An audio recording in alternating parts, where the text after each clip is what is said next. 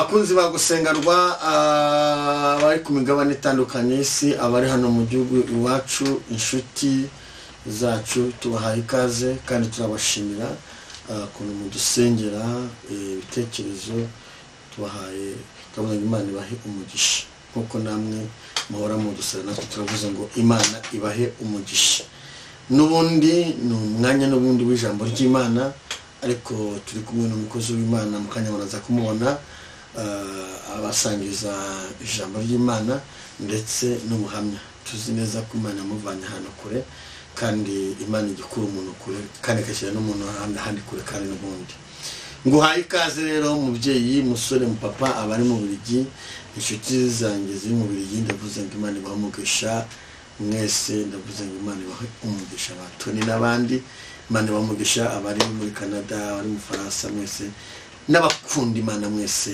ndavuze ngo Imana ibamugisha reka rero dutangire nakira umukozi w'Imana abibwira reka rero umukozi w'Imana umukozi cyane nitwa Tuyisenga Isaac ku izina rya Naboti ndi pastor nshimira Imana yangejeje kuri icano kugira ngo nganire namwe ijambo ry'Imana nawe gushimira gukwangira icyizere ukangeza hano hantu Imana ibamugisha kandi umugabo ndubatse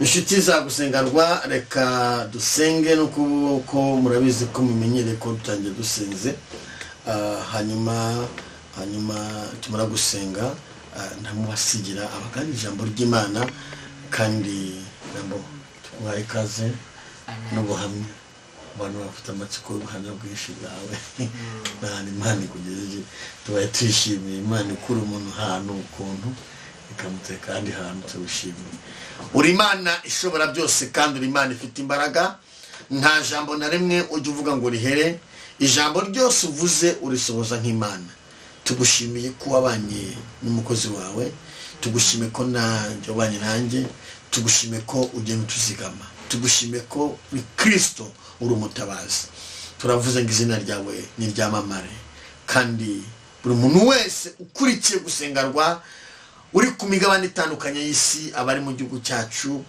ababyeyi abasore abagabo abapasiteri abashumba abavuga butumwa abahanuzi abantu bose bakurikiye gusengarwa bari mu byiciro bitandukanye turavuze ngo bahabwe umugisha nawe umuntu wese uzumvira ijambo amavuta y'Imana muzeho cyane imbaraga z'umusaraba zikomeze kumugota muri byose tuje twizeye gutyo mu izina rya Kristo wa Nazareti amen tugwaye ikaze umukozi w'Imana amen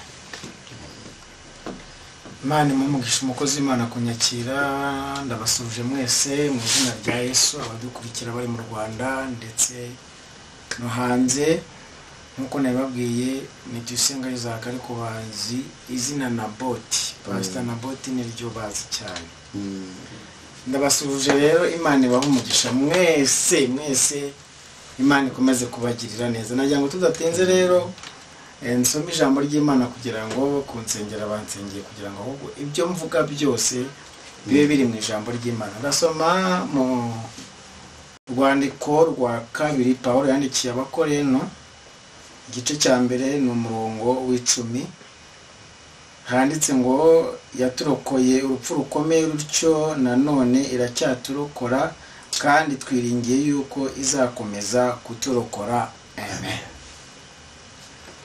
yaturokoye urupfu rukomeye rutyo na n'uyu munsi iracyaturokora kandi twiringiye yuko izakomeza kuturokora mu buzima hari igihe umuntu abaho agaca mu bibazo ariko akumva niwe wenyine urimo kubicamo ariko nongere nanabisubiremo ni wewe wenyine ugomba guca muri ibyo bibazo nta muntu uzabigutwarira nta muntu uzabona ku isi waciye mu bibazo byawe niyo mwaba muri n'impanga uzasanga hari ibyo waciyemo ariko we ataciyemo ariko muri ibyo byose buri muntu wese mu ijambo ry'Imana yisangamo iri jambo nsomye ntabwo ari Bibiliya y'abantu ni Bibiliya y'umuntu ni Bibiliya yanjye ni Bibiliya yawe ni ijambo ryanjye ni ijambo ryawe noneho iri jambo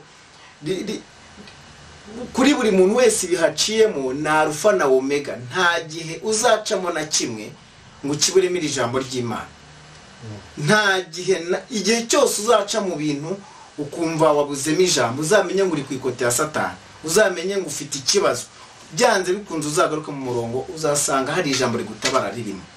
Hano rero Pawulo yaravuze ngo yaturokoye cya gihe na n'uyu munsi iracyaturokora, kandi twiringiye yuko izakomeza kuturokora.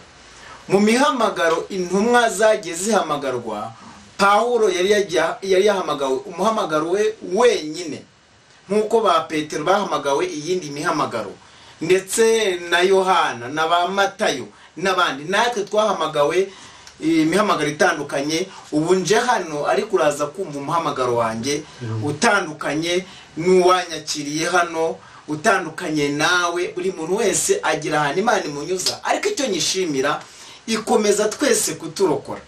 Ninza kuvugira ijambo rero ndaba ngutije mu byo naciyemo wowe utaciyemo, ariko nkubwiye ngo bifite imbaraga ku buryo nawe ibyo ngibyo urimo Imana yari kurokoramo. Ntugafate ijambo ry'Imana ngo urigire turovize, kandi biravuga ngo ijambo ry'Imana ni indorerwamo. Ariko kubera ibibazo hari igihe umuntu akubitwa, hari igihe umuntu ahura n'ibigeragezo akajya yumva ikintu umuntu avuze, uhamye umuntu avuze akabigira ngo ni ibyabariye, ukumva we ntiwava aho ngaho. Ariko ijambo riratubwira ngo yaturokoye cya gihe na n'uyu munsi iracyaturokora. Pawulo yaciye mu bigeragezo byinshi izindi ntumwa zitaciyemo, ariko niwe wagombaga kubicamo, nta wundi. Yageze naho ngo amara ibyumweru 2 mu nyanja, akubitwa n'imbeho. Imbeho ngo yari kokoma, yari uhuma ikomeye cyane, ariko ibyo byose ngo Imana irakomeza kumurokora. Ba Petero baciye mu bitandukanye, nawe ibyo waciyemo bitandukanye n'iby'umuvandimwe wawe, bitandukanye. Buri muntu wese agira ibyacamo, ariko icyo ijambo ndimo gutindaho ngira ngo nkubwire aka kanya wowe nkurikiye, iravuze ngo na n'uyu munsi cyangwa se na none iracyaturokora. Mu Baheburayo niho ijambo ry'Imana rimbwira ngo Yesu Kristo uko yari kera na n'uyu munsi niko ari, kandi azakomeza gume gutyo iteka ryose. Hari igihe duhura n'ibihe ibigeragezo, noneho tukumva ko kubera ibyo bigeragezo hari ikintu Imana hindi. Nagira ngo ya Mana yawe uko yakoraga, Imana ishobora byose muri Kristo Yesu, uko yakoraga ntabwo yahindutse, ntabwo isaza, nigeze igira intege nke, kandi ntijye ivuga ngo ubwo hagezweho ibihe bikomeye gutya ngo reka ndeke gukora. Uko yari ari kera na n'uyu munsi, uko yakoraga na n'uyu munsi niko bikimeze mwene data. Haleluya. Ariko hari igihe umuntu ahura n'ibigeragezo ugasanga uwo muhuye birakomeye, uwo muhuye undebeye inyuma. Ubundi twebwe abizera byakabaye tuvuga ngo urebeye imbere, ariko ugasanga ahubwo twebwe tuvuga ngo twiringiye Imana, urimo ngo biragenda ngo urebeye inyuma, ariko ahubwo twebwe abizeye Imana ni biragenda urebeye imbere. Haleluya. Ijambo ry'Imana ritwereka yuko umuntu agomba kurinda saza, imvi zikarinda ziburuyenzi, akigendera imbere y'Imana kandi ibintu bikimeze neza. Ese ntujye ugira ijambo ngo birakomeye ku buzima bwawe, ntujye uca mu bibazo ukumva niwe byakomeranye, byaba ubushomeri cyangwa uburwayi bukomeye, umwijima mwinshi wicura burindi ukumva biragukomereye. Ntabwo ariko bimeze. Uko Yesu Kristo yari kera n'uyu munsi niko ari, yagukiza n'ukuri. Wizerera ijambo uryikomezeho, nkubwiye ngo na n'uyu munsi umutima wawe ukomere uvuga ngo na n'uyu munsi Imana yandokora. Haleluya. Njye ukubwira gutyo ndabikubwira kuko iryo jambo ryigeze bimbaho, nkajya mbaho najya numva ngo Imana ikora ibitangaza biciye mu bavuga butumwa, mu bahanuzi, nkajya mbona n'abakize ab'Imana yakijije, ariko nkumva ni iby'abandi. Nakuye n'ibigeragezo, nahuye n'uburwayi, nahuye n'ubuzima bukomeye bubi, ariko impamvu ndimo kugucaha kugira ngo utaza gutekereza yuko nawe utarimo, nuko uko nari imeze icyo gihe ntifuza ko ariko Imana yagusanga. Kuko icyo gihe kubera ubwo burwayi n'ahantu n'uburyo nari nariyanze, hari igihe nigeze mpura n'umuntu tugisohoka mu materaniro, arambaza ngo ninde umaze kugukubita, kandi nta muntu wari unkubise pe, nta n'umuntu wari wambwiye nabi, ahubwo kwiyanga kuba ibyo babwirije. Uzi kuba abantu basoje amateraniro Imana yababwiye ibintu byiza ugasohoka ahubwo wagira ngo bagukubise. Ni ukubera ko iri jambo ngo Yesu Kristo uko ari cyane uyu munsi niko akiri, ntabwo ryari rindimo. Ariko umunsi umwe nza guhindukira ndavuga ngo Mana, nzi kuko wakijije abandi nanjye wankiza, nza kugaruka mu buzima bwa gikristo neza, ndakomera Imana irankiza. Ngira ngo yenda hari abanyumvishe kuko nje kurica no hari abanyumvishe bwa mbere, ariko nigeze mbaho nkambakamba. Iyo tuvuze gutya hari abantu bahita bavuga ngo ni ibikabyo, ngo ni ibikabyo. Ntabwo mvuze gukambakamba bino bantu bavuga ngo nari mu byaha ngo nkambakamba. Jewe nabayeho banza kurogwa mbaho nkambakamba, nkajya ngenda nkambakamba nk'umwana. Mfite imyaka 18 gusubiza inyuma nagendaga neza, dukora amasiporo turi abasore, nta kibazo nari mfite. Ariko imbere gato nza guhura n'ikibazo cy'uburwayi, nza kubaho nkambakamba. Nigeze mbona n'umukecuru wanjye agenda, ndabyibagirwa nkabona se Mana, bra nanjye nazongera nkagenda. Najya mbona umuntu agenda nkumva ndabikumbuye, kuko byaratambutse ngira muri 22 nkimeze gutyo. Iwacu banjyanye mu bapfumu kuvuza biranga, ariko nzi ko icyo gihe narakizwa. Hari umuntu waraje arampanura ngo Imana izagukiza uciye mu burwayi bukomeye kandi uzayikorera. Ijambo ry'Imana rero byanze bikunze gukurikirana niyo waca ahantu hameze gute. Bigusanga niyo waba uri mu mwobo urimo kunyumva ibigeragezo byose urimo, Yesu Kristo ko yarari kera n'uyu munsi niko akiri. Iyakuro iyandokoye cyagiye na n'uyu munsi iracyandokora n'ibindi bitandukanye, kandi nawe izakomeza kukurokora. Niyo gahunda y'Imana. Imana gahunda ifite nuko dutabara. Haleluya. Ngiraho mbona abantu bagenda ndabyibagirwa. Ese ndayo ko nitije ibyo kugenda nta bintu wowe wigeze, ariko wabibona ukabona ntago bikigukwiriye. Uzi ko umuntu aba mu buzima bubi akibagirwa ubwiza yabayemo neza, kumva ntago bikimukwiriye. Ariko Yesu Kristo kwaraye nigeze ngeraho nifuza nirindazi rya senkani nkaribura. Nigeze mbaho mba mu gashamburete njyamamo ari umuntu wakamkodeshereje, nkaryama ku ishitingi, hari ubutaka bwa kokobe, nakanguka mbyutse ukagira ngo ndi inzobe kandi ndingikara kubera kokobe. Ariko uyu munsi ndi mu nzu yanjye, wa muntu wakambakambaga uyu munsi nagenda neza, byaba na ngombwa nkanagenda n'imodoka yanjye. Ubwo se tuvuga iki? Ibyo byose Imana irabitangira bishoboye. Ntago ari byo niratana rimo nkubwira ngo hari ahantu Imana ikura umuntu. Ibyo byose Imana ibimbwira ngo izangira umugabo nzubaka njyare. Ngira ngo hari n'umuhanuzi yigeze bihanura ndyamye muri ako gashamburete, numvishe ubukwe ngira ngo n'urupfu, kuko numvishe mu barokore ngo iyo ubukwe ngo nabwo ngo bijya bihita numva ko urupfu ntindapfuye. Ntangira nsenga yo kwiyeza, ariko haza undi iti jewe namubonye akora ubukwe n'umugore w'inzobe. Ndabane ubwo hagiyeho n'umugore we abankurikiye bamwe baramuzi, ibyo mvuga bamwe abanzi barabizi, ntabwo niraye. Ariko ubwo buzima nabaye, uzi ko Imana yigeze ntegeka ngo njye ntungwa n'amafaranga 500, ibi biceri 500, kandi nagira Imana wampa 2,000. Ubwo nyine nageragezaga uburyo byanze bikunze ibyo 2,000 nkoresha iminsi, kuko iyo nibishyaga nkarya 1,000, ubwo nabaga mbivanze nahitaga nkora amasengesho y'agahato ntategura, kura ko narengeje. Ubwo kandi 500 yabaga Imana ingabanyije umusoro. Ubwo kandi abasirimu baravuga ngo ubu hari abantu bafite ineneze ndimo kuvuga buno buhamye, kuko nyine hari umuntu wabaye wari byabaho neza nta kibazo. Ariko nubwo byaba bimeze gutyo ku ruhande rwanjye, nababwiye ngo buri muntu wese agira iki. Nawe ufite ikintu kikubyimbanye, kandi imbere y'Imana yaba ibicurane, yaba sida, yaba diabete, imbere y'Imana byose birangana. Rero nuza kumva ibyanjye byoroshye, ibyawe birakomeye, cyangwa se nujya kumva ibyawe bikomeye, byose imbere y'Imana biroroshye. Haleluya. Iki Imana igutumye muri iri jambo nukwemera yuko uko Imana yari kera. Ntubone hari abantu barimo gukangwa n'ibihengo byabihe bya covid, ngo bihe bya krize, ngo ntabwo Imana igendera muri ibyo ngibyo. Imana igendera mu ijambo ryayo, kandi ijambo ryitwa Alpha na Omega, ntago rijya ritinya. Mba muri ubwo buzima, ariko urumva ubwo buzima bwose naciyemo ntago nagenda mvuga akantu ku kandi mu minota mfite, ariko Imana niyo yampagurukije. ku bantu bashobora kuzajya kuri channel yanjye bashobora kuzabona igikandara nambaraga kwa muganga bampaye nashyiraga mu rukenyero gutya kugira ngo barebe ko nazunamuka. Ugiye kuri channel yanjye yitwa Ijisho ry'Umwungeri TV uzagenda uboneho ahantu ufite icyo gikandara ndimo kucyerekana.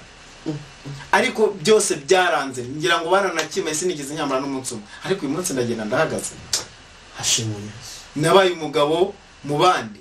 Uzuko Imana ubona abayumurizika kugira umutwe. Haleluya. Imana ishimwe. Neza ukabona yaravuze ngo nzakugira umutwe sinzakugira umurizo. Erega impamvu Imana ibivuze gutyo nuko ryari n'abantu b'imirizo babaho. Yivuze ngo nzakugira umutwe ubwo hari nabigira imirizo. Ariko ndashima Imana yangize umutwe. Haba kuzajya mu ijuru nzajyayo, haba no mu isi sindi rubebe. Ariko mvuga hangaha ngo roho gatoya simvuze ko abantu baba barimo gukambakamba ari imirizo, sicyo nshatse kuvuga. Ahubwo kuba umugabo nyamugabo, umuntu ashobora kuba afite n'ubumuga runaka gasenga ntibukire, Imana ifite ubundi buryo, ariko byanze bikunze iyo usenga ikugira umutwe. Haleluya. Ikugira umutwe. Ntabwo Imana ushobora kuyisenga mu kuri no mu mwuka ngo umurizo. Ntabwo umukozi Imana ntabwo bishoboka. Imana abantu bose bayisenze ushobora kutangirira nabi ariko bisoza. Bibiri irambwira ngo Yesu yigeze ajya ahantu gutubura vino, ngo baramubwira ngo izawe zasoje ziryoshye. Iby'Imana bitangira bisharira ariko bigasoza biryohera. Niba rero uri mu bisharira menya ngo Yesu Kristo ko yararikiye. Yagiye gukorokora bya bindi byibuke nabi. Impamvu rero urimo kundebana hano buriya wibutse inshuti zawe, abantu benshi bagiye bapfa, abantu bagiye baca mu bintu bikomeye bo bakabiheramo ukaba buriya kurokoye kiragi na n'uyu munsi witakariza icyizere. Impamvu umwuka waravuze ngo na n'uyu munsi ongera uyigirire icyizere. Haleluya. Uyigirire icyizere umenye ngo na n'uyu munsi. Umukecuru wanjye yabonye ndi umugabo we yarazi ubwo burwayi byose aravuga ariko se ibi bintu bibaho. Kandi reka nkubwira hari n'ibintu ucamo kugira ngo bibivuga butumwa. Hari n'umuntu wajyaga hakana Imana n'umusinzi aravuga ariko umva na bote kuva mubonye agenda Imana iriho nubwo ntayikorera ariko Imana iriho. Buri hari ibintu ucamo ukajya ubona bakuvuga bagira gute ariko Imana ibigira ngo bazayibone neza. Kandi Imana ishaka kwigaragaza nta handi igomba guca, izaca muri wowe. Ukuzi Satani yigaragaza agaca mu bantu, nako Imana igiye kwigaragaza ica mu bantu. Umva nkubwire mwene data na n'uyu munsi iracyakurokora. Ufite ibintu bigukomereye, urimo urakebuka hirya no hino ukabona abantu bagutaye. Ayiwe barantaye. Kandi reka mubwire niba utaragera mu rwego rwo gutabwa n'abantu ntabwo Imana iragusama neza. Ubundi Imana iragutiza ariko ntigutanga. Hari igihe rero kwihika gufata ugasigara wenyine. Ubundi igihe utarasenga Imana wenyine ngo ube inshuti nayo wenyine ubu utaraba umukristo neza. Imana mu materaniro gusa, ariko iyo imaze kugukuraho abantu mugasigara iraza. Haleluya.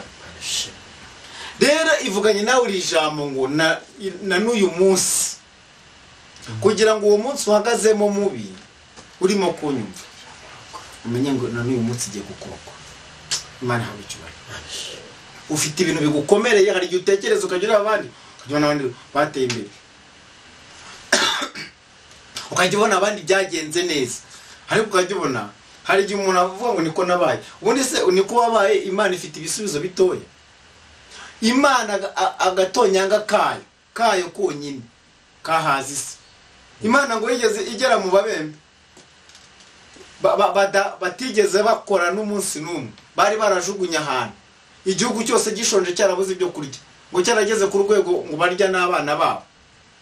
Imana yageze kugira mu babembe bane ngo bakandagira gutya ngo igashyiramo imirindi yayo. Haleluya. Ababembe baragenda bajya mu Basiriya bafata ibyo kurya Abasiriya ngo bakumva imirindi batambuka. Ababembe ariko niba Imana, haleluya, niba Imana ikoresha ababembe batera intambwe abasirikare bafite ibifaru bagahunga bakiruka igihugu cyose kikarya, niba Imana ikoresha umuntu wari wapfuye bakamushyira mu mva akagwa ku magufa ya Elisa agahaguruka akirukankana ingabo nyinshi, none wowe nibena haleluya. Niba nawe wabashije kugura ayo mamega none ngo Imana ntabwo ishoboye, twiringiye yuko izakomeza kuturokora. Pawulo nsoza iri jambo, yageze mu bwato ngo agera aho abona agiye gupfa. Yavuze ijambo ryiza ngo kugira ngo tutiringira ahubwo ngo twiringire Imana yacu. Imana ishobora kukugeza ku rwego ubona ko ugiye gupfa, abaganga bananiwe, diplome yawe yananiwe, imiryango yashimashimye kugira ngo usohoke muri icyo kibazo bikanga. Ariko kugira ngo utiringira, nawe wa mukobwa utiringira, ukagera nyine imyaka 40 ikakuyora ukabanza ukagera 40, ugifite 20 batatu ukumva ukiyiringiye ntacyo. Ariko ugeze muri 40 wahita utangira bate Imana ishobora byose. 35 hari Imana igiye yemera yuko hari ibintu bikomeye bitubaho. Pawulo nakubitwa n'imiraba myinshi imbeho, bamara ibyumweru 2 batarya. Wowe aramara ibyumweru 2 ibaze kumara ibyumweru 2 mu mbeho utarya. Ariko ngo yagira ngo Imana ngo batiringira ahubwo ngo bamenye ko ariyo nyiri byiringiro. Haleluya. Amen. Hari ibintu waciyemo nsoza, hari ibintu nyuramo, hari ibintu hagazemo, ariko naho wabona byarangiye, Imana iracyarokora. Birashoboka ko hari ubwato bwamenetse, ariko ayo mazi ntuzayagwamo. Haleluya. Bibiliya ngo na n'uyu munsi iyaturokoye cyagihe, na n'uyu munsi wowe ufunguye uvuga ngo na n'uyu munsi iracyandokora. Iyandokoye nk'abangizi y'imyaka ntaca mu bigeragezo bikomeye, ariko nk'abanyiriho na n'uyu munsi iracyandokora. Uyu munsi iracyandokora, ibyo byose naciyemo yagiye indokora, kandi na n'uyu munsi ndakiringiye kuzakomeza kundokora. Reka ngusengera Imana mwene data, wowe wumvishije iri jambo wumve yuko na n'uyu munsi uko yatabaraga, kandi wumve ko ni wowe wifatira ijambo ry'Imana ngo wumve ngo n'ubundi rikwiriye. Ufunguye iyo telefone ugiye kuvuga ngo ni iryawe, ni wowe rikwiriye, vuga ngo na n'uyu munsi Imana ndimo mu gutabara. Kandi burya iyo witeguye kurwana Imana iguha amasasu yo kurasa. Sinzi niba mvishije amavuze. Iyo uba witeguye ntuvuge ngo ibihe birakomeye ngo ujye kwihisha ibihe ngo bigukomerane, nawe Imana yaguha icyerekezo cyo kurasiramo. Reka ngusengera Imana, kandi mubonye gusengera nawe mu Imana igiye kurokora muri ibi bihe bikomeye, mu Imana igiye kurokora nawe ikongera kuzuza amavuta, ukongera ukavuga ubutumwa, mu Imana igiye kurokora nawe wagiye uca mu byaha bikomeye, ariko wagiye uca mu macupa mu bike, ariko ubona ntacyo wigeze uba. Burya ni Imana yakurokoye, nushaka utarukijijwe, burya Imana yakurokoye kugira ngo yikorere. Reka ngusengere ugaruke mu murongo uvuga ngo Mana ibi byose nirimbye ko ugiye kubindokoramo. Ndagushimye data wa twese mu izina rya Yesu Kristo, ngushimiye umwuka wera w'Imana wandokoye ibintu bikomeye naciyemo. Nkaba ndi hano kuriyica no kubw'imbaraga zawe, nkaba ndi hano kuriyica no kubw'umwuka wera. Izina rye nirihabwe icyubahiro. Wagiye ndokora ibintu bikomeye, hano mvuze bikeya, ariko ibyo wandokoye hari n'ibyo ntazi. Hari utugambane twinshi wagiye unkiza, ibyo nzi n'ibyo ntazi. Ngushimiye kurokora kwawe. Haleluya. Izina rye nirikirwe hejuru. Nsengeye buri muntu wese wumvishije ijambo, reka azamura ibyiringiro, kuko n'uyu munsi yumvishije iri jambo ugiye kumurokora ibikomeye biriho. Reka hagarare mu mavuta yawe. Mote kiri wuri drome, shere wuri bini faramo, andi kotiri wuri sirimenia, je kotiri wuri fa. Ndamwaturaho icyubahiro cy'Imana, ndamwaturaho amavuta y'Imana, ndamwaturaho gukomera, ndamwaturaho igitinyiro cy'Imana. Reka ye gutinya ibihe, ahubwo ahagarane n'Imana nyiri ibihe. Reka ye gutinya ibikomeye, ahubwo atinya Imana ikomeye kandi ishobora byose. Ndasengera buri muntu wese wumvishije ijambo, ukuboko kwawe kwiza ku buryo nikubane nawe. Ndagushimiye data kuko uje gusenga, ni mu izina rya Yesu. Amen. Iyo usangishije ubwo butumwa mwene so ubu mfashije kuvuga ubutumwa, Imana yambwiye ko ubwo butumwa buzagenda amahanga aho Imana yankuye, nawe waba ukoze umurimo. Yesu abamugisha.